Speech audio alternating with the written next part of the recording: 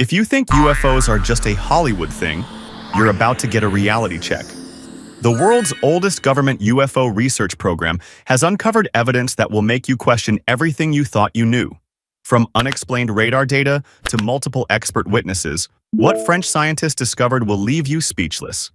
Let me show you why this could change how we view our place in the universe. By the way, I upload videos every week. So, if you enjoy this kind of content, feel free to subscribe and hit the bell icon so you won't miss a thing. Alright, so here is the story.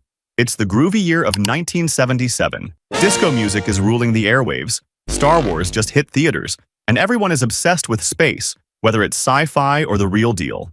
Now, while the world is out there boogieing down, in France there's this scientist named Claude Poher who's got something a little different on his mind. Poher isn't thinking about funky dance moves. He's thinking about unidentified flying objects or UFOs. This dude Poher is like, hey, maybe there's something serious going on here and we need to figure it out. So he goes to CNES, which is basically the French version of NASA, and says, let's set up a special unit to investigate UFOs. And boom, just like that, GEPAN is born. The Groupe d'études des phénomènes aérospatiaux non identifiés. Fancy name, right? Basically, it means Group for the Study of Unidentified Aerospace Phenomena. Their job, to look into every UFO sighting reported in France, figure out what's going on, and then tell the public what they find. Pretty wild, right? So, like any good organization, GEPAN went through a couple of rebrands over the years. In 1988, they decided to switch things up and became SEPRA, which stands for Service d'Expertise des Phénomènes de Rentrée Atmosphérique, or Atmospheric Re-Entry Phenomena Expertise Department. Then, in 2005, they changed their name again to GEIPAN, which is what they're still called today. But here's the thing. No matter what name they used, their mission stayed the same. Investigate weird stuff in the sky. And they weren't messing around. They even had the French gendarmerie, basically the national police, helping them out. Anytime someone saw something strange in the sky, the gendarmerie would pass the report straight to GEPAN. These guys had access to top-notch science tools too. So when a UFO left behind physical traces, like burn marks or weird soil samples, they could do some serious detective work. Okay, buckle up for this one because it's one of the wildest and most well-documented UFO cases ever. It all went down on January 8th, 1981, near a little village called Trans-en-Provence in southern France.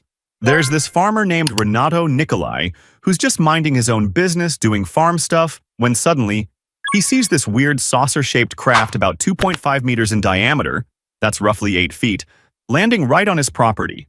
The thing makes this strange whistling sound, and before Renato can even process what's happening, it takes off again, leaving behind these burn marks on the ground. Now, Renato's probably thinking, how am I going to explain this to my neighbors? But instead of just shrugging it off, he reports it. GEPAN gets involved and does a full-on investigation. They find that the ground where the craft landed was heated to between 300 and 600 degrees Celsius. That's hot enough to bake a pizza. But wait, there's more. The soil samples showed abnormal levels of phosphates and zinc, and something was wrong with the nearby plants. They were all messed up, with reduced chlorophyll levels, like they'd been hit by some kind of space radiation. Despite all this evidence, nobody could figure out what the heck had landed on Renato's farm. The case remains unexplained to this day. Let's rewind a bit to July 1st, 1965. In another quiet French village called Valençol, there's this farmer named Maurice Masse who's out in his lavender fields when he spots something super weird. A craft about 3 meters in diameter just chilling on the ground, but that's not even the freakiest part. As Maurice gets closer, he sees 2 small humanoid beings near the craft.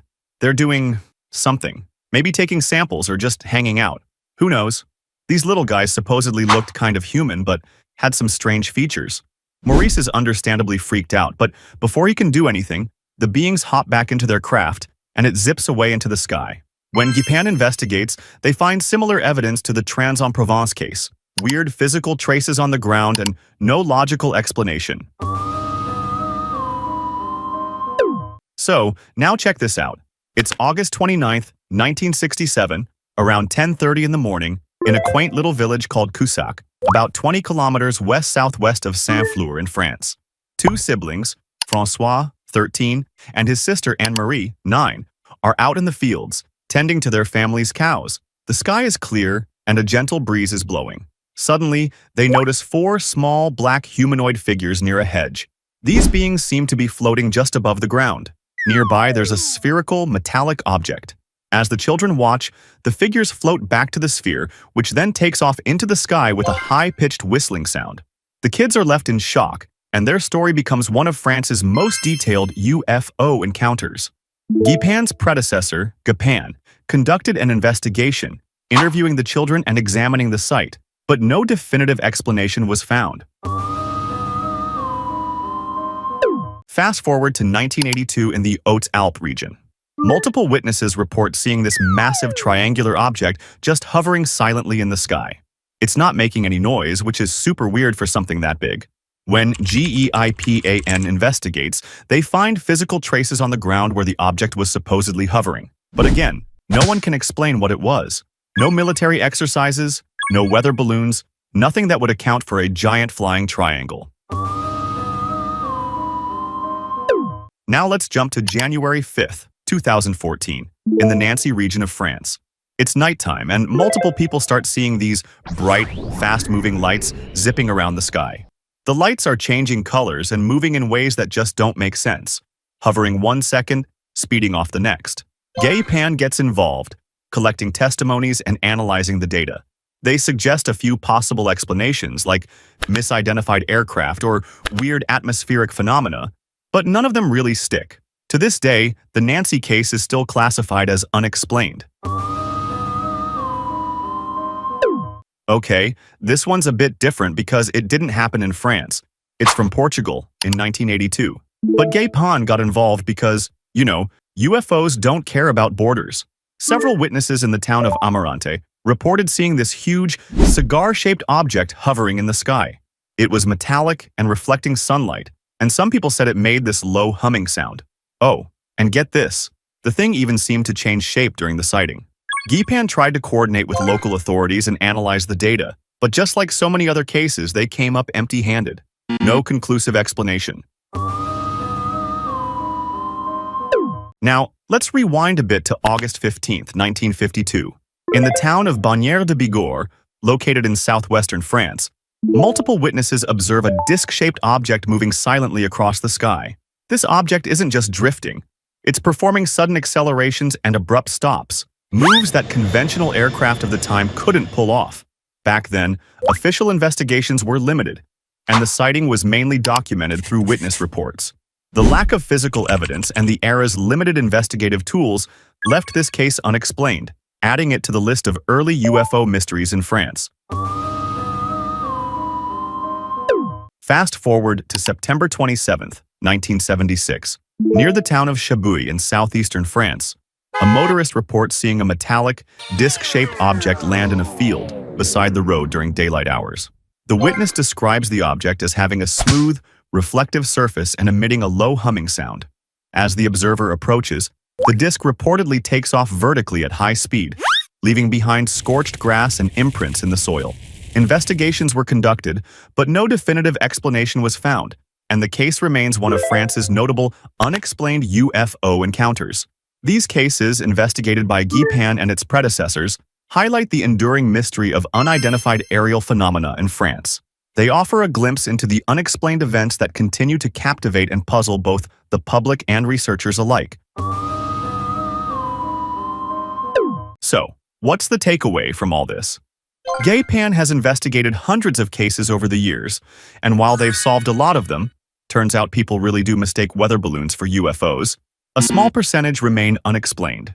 And it's those unexplained cases that keep people fascinated. What makes Guy Pan's work so interesting is their commitment to transparency.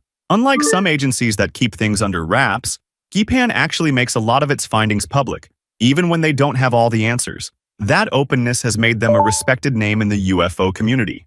The thing is, whether you believe in aliens or think it's all just science we don't understand yet, one thing's for sure.